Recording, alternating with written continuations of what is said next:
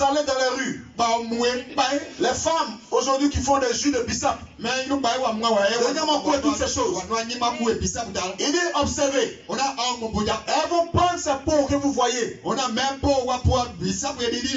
ramassent ces pots, quand elles envoient ces pots chez elles à la maison,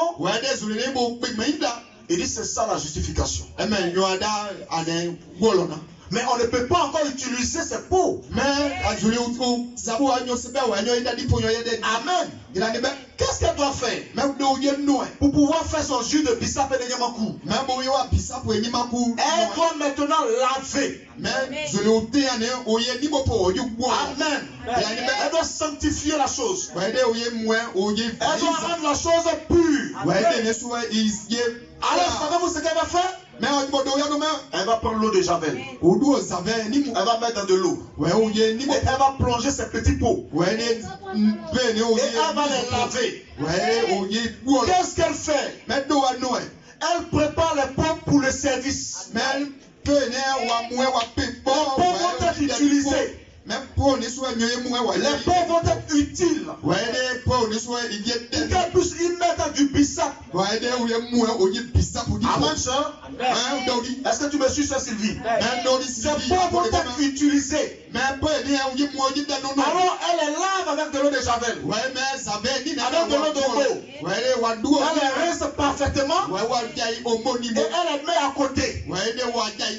Pour le service. À quoi ces pots vont servir? Ils vont servir à contenir le jus de bissap et de nyamakou. Et ça, on appelle ça la sanctification. Gloire soit rendue à Dieu. Vous êtes lavé et mis à part pour le service. Alléluia. Pourquoi?